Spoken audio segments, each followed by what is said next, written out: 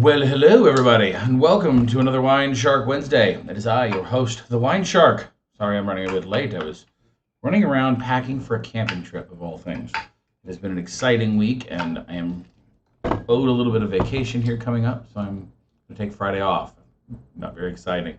Well, Friday and Saturday, which usually are kind of busy work days around here for all kinds of stuff. But I'm going to take the day off, and I'm going to enjoy some camping retreat here in the fall up in Arkansas.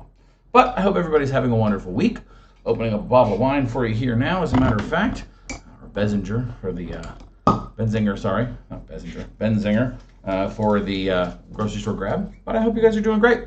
We got back this last week from the Texas tour we had talked so much about. So I wanted to share with you some insights and things that I had learned from our actual trip. As you may remember, I actually went down in March and kind of scouted around and looked into some places that we wanted to go visit and just kind of got a lay of the land because I hadn't been there in many years. And that definitely paid off for our visit. I cannot say enough good things about both the weather and the company and, of course, the wonderful hosts that we had in the area. We visited 4 different wineries in 2 days. Well, actually, technically we visited 6, but on our plan we had William Chris, Adega Vino, Narrow Path, and Coolman. We also stopped by and visited Heath, which was the sparkling wine arm of Grape Creek.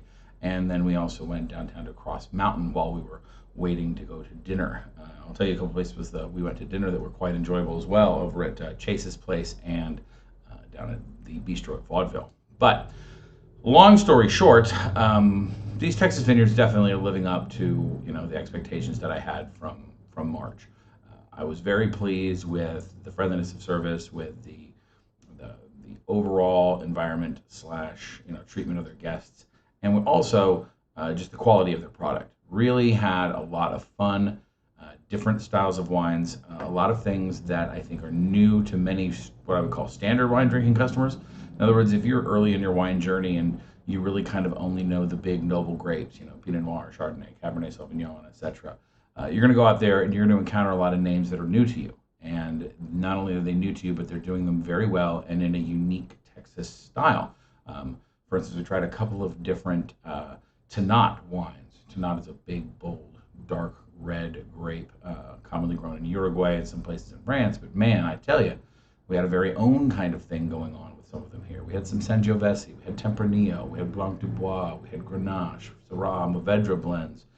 We had, what else? We had Viognier, we had Marsanne and Roussanne. We had all kinds of really fun blends, some rosés, whites, reds, and everywhere in between. And I gotta say, while there are a couple selections that weren't particularly my style, and none of them were poorly constructed, none of them were stereotypical in the former kind of, I would say, the former stereotype of Texas wine being big, bold, and sweet. In fact, actually, I'll speak a little bit later about some of the demonization of that word in a minute.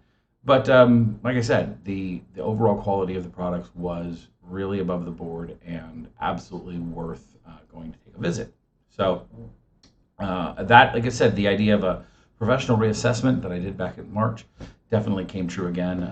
This is the perfect time of year to go down there, by the way. Fall is, the weather's is relatively cool. The weather was beautiful and not, very dry, so it's not wet, not overly windy.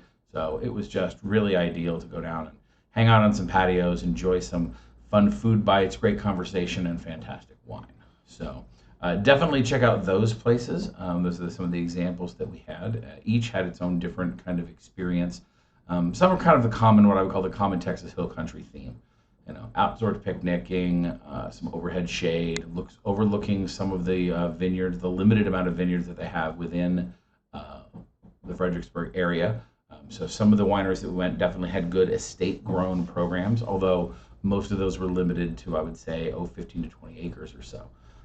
So the bulk of the wines, again, are still coming from the Texas High Plains areas where a lot of the grapes are grown, but the wineries and the promotion is definitely happening in the Fredericksburg area because, well, it's pretty and it's kitschy and it's fun, and there's lots of other tourist-type attraction things to do there, from shopping to museums to all kinds of other dining activities, festivals, things like that.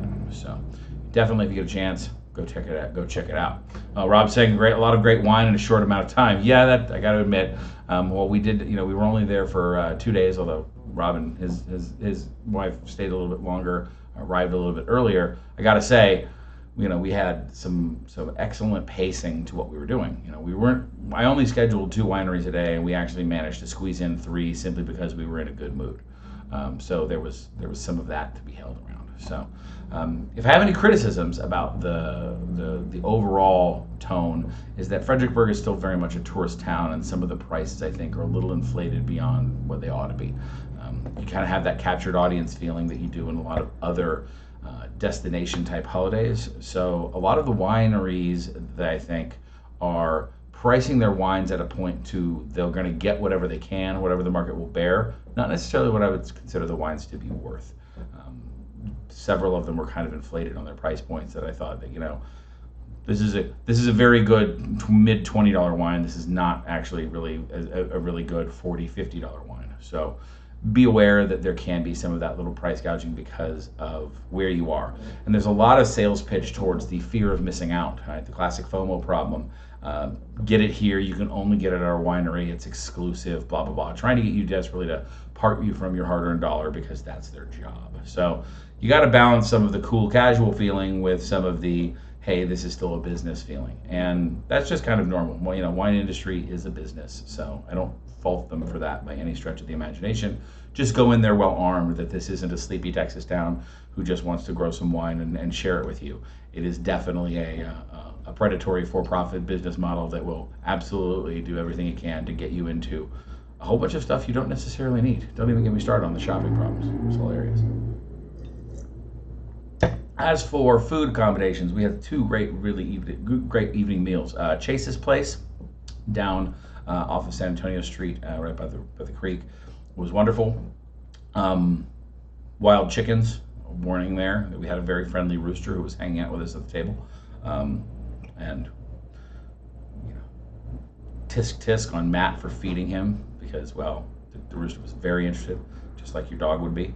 But the food was quality. They had some interesting selections, some nice off the beaten path, some game meats and some other preparations that were I think were unique and interesting. So it was a fun dining experience, especially because the area tends to broadly live and lean towards its German heritage, and because of that, you find a lot of what I would call stereotypical foods towards the German model, and so this breaks away from that pretty strongly.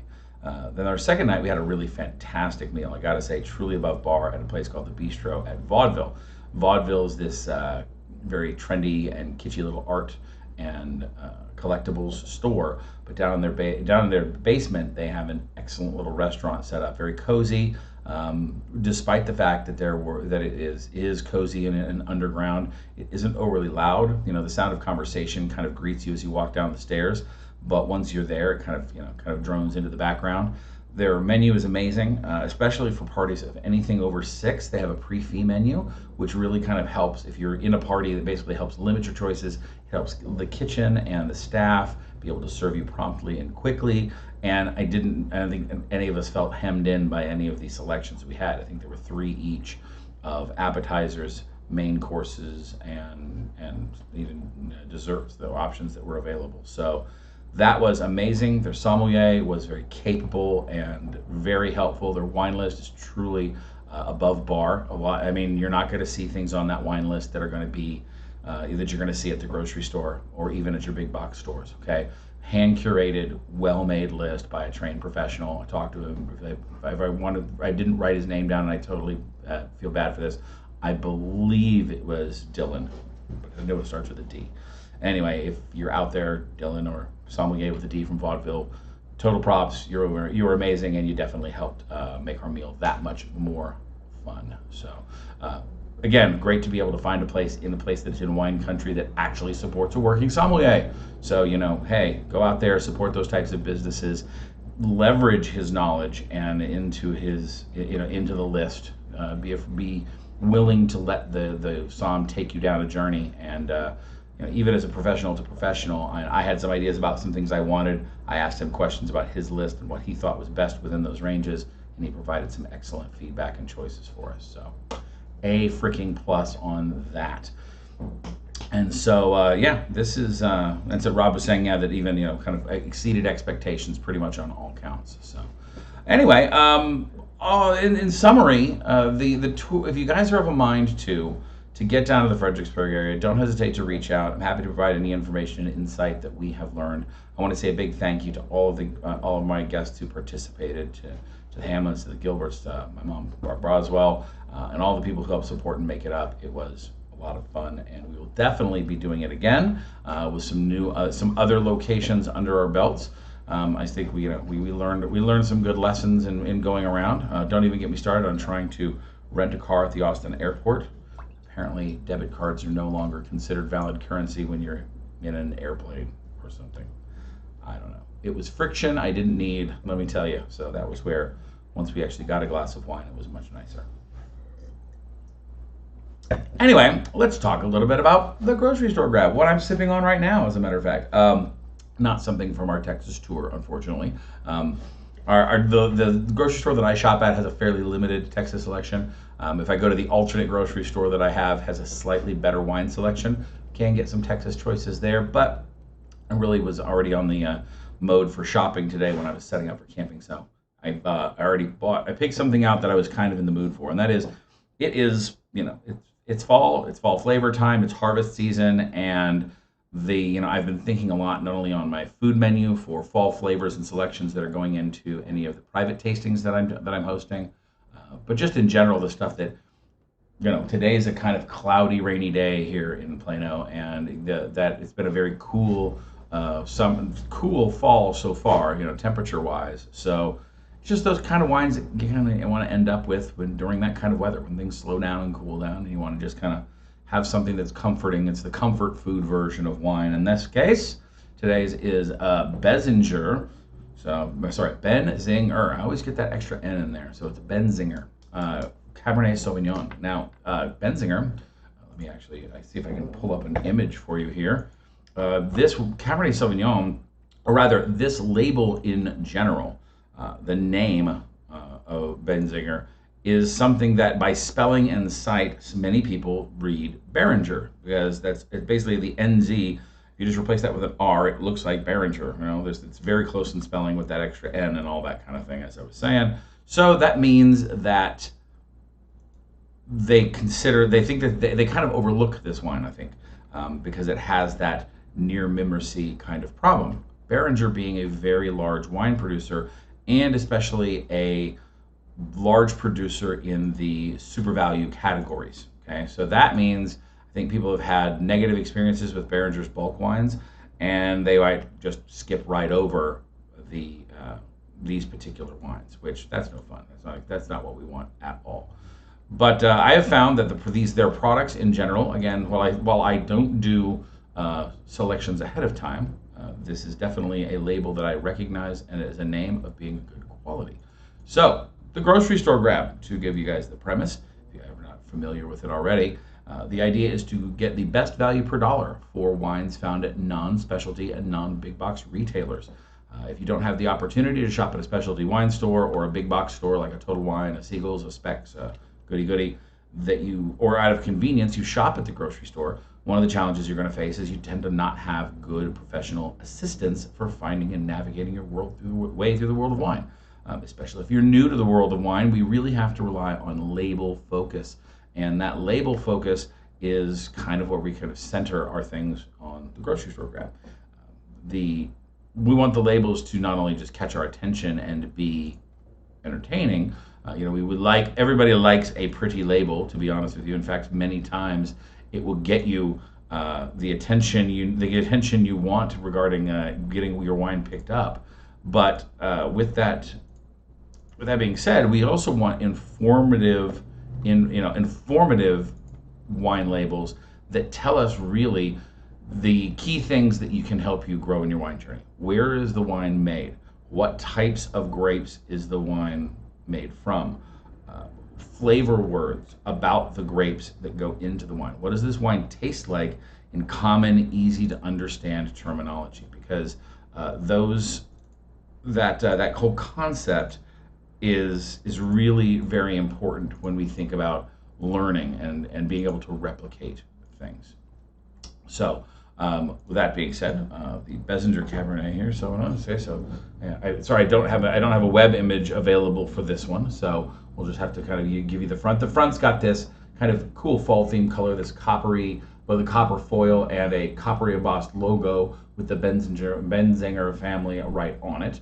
But here on the back of the label, where the work is really done, it does say on the front, it basically tells us that it's Cabernet Sauvignon, it's certified sustainable, and the grape growing program. This is a vintage 2017. No indication on the front particularly where this is from. On the back, however, it says Sonoma County. So once we get to the back label where the kind of rubber meets the road, we're getting all the information. Who makes it? Benzinger Family Winery.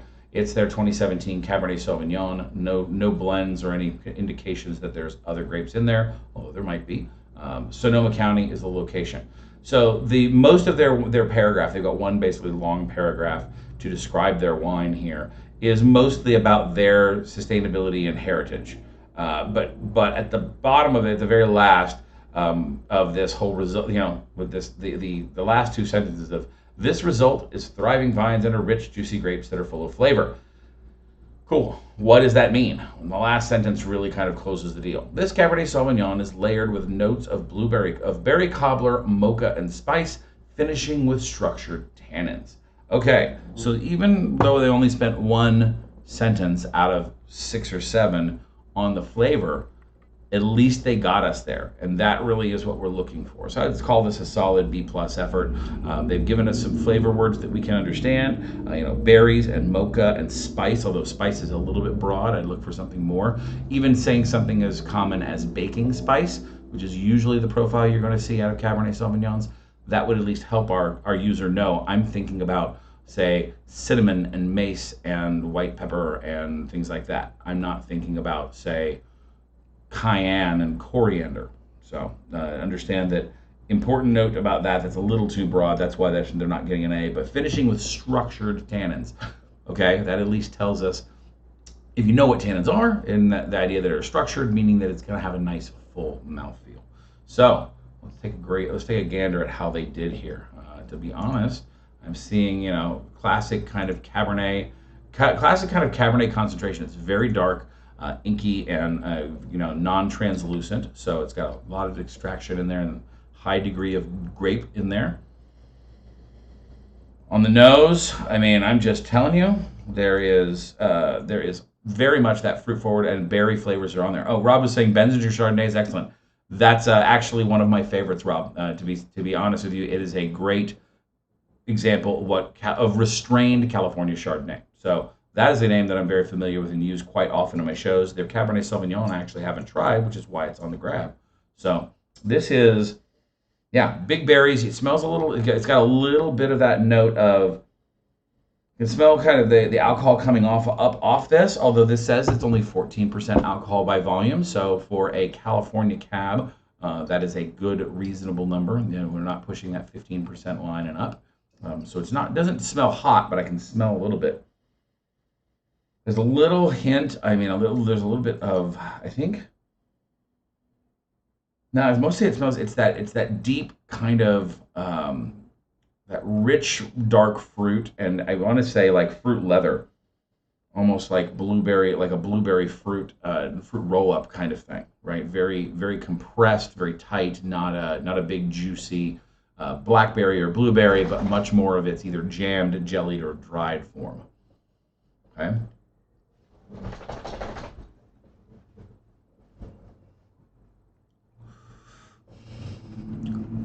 Structured tannins indeed. It definitely has a grip all the way around the mouth, right through the middle of your palate, all throughout the sides, and definitely up even behind. If you really get that swirl around, right behind your lips, your inner lips, and above your gums, it's going to have that grip everywhere you go. But it's a great flavor delivery system. They're doing a pretty moderate job here of delivering flavor. They've got that burst of berry, and then kind of lingers into it doesn't have much of an oak profile, but it kind of lingers into more of a soil and I gotta say potting soil kind of aftertaste, kind of lingering thing there.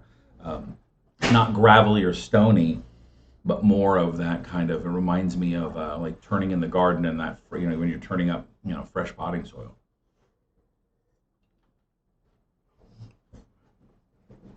I'm looking out for that mocha they're talking about.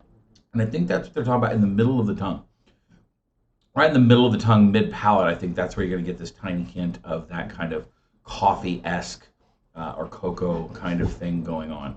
And again, very pleasant, good mouthfeel. This was list price before the club price. I think it was listed at $24. Let me look again on my photo here. Yeah, $24.99, so $25. But the single bottle price was $15 with your club card. So this is a $15 cap. That's the kind of zone they're playing in, is usually in that 15 to 20 line, which to me puts them at a very good quality for value point. They're very widely circulated. They're very easy to access. You can find this brand almost anywhere.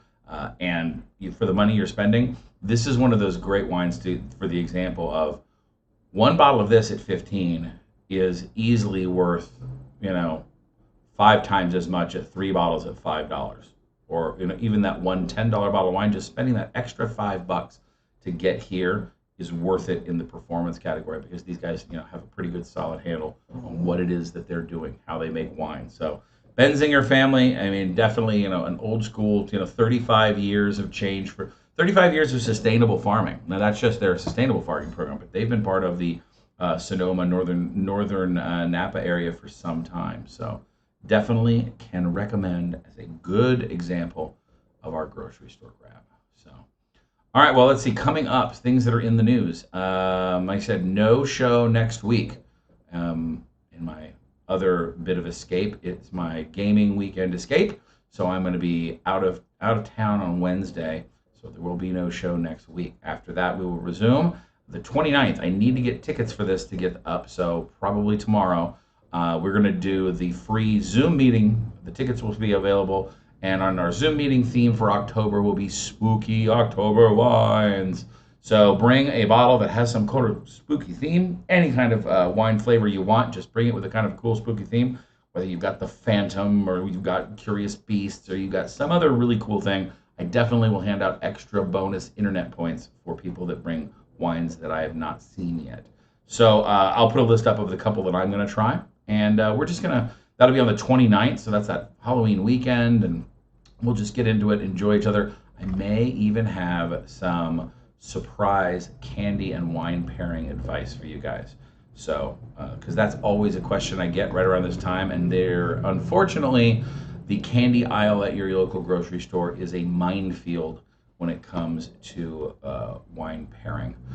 No matter what you see at your local stores, they're just trying to sell you wine, and I don't care what they say, no wine goes well with candy corn.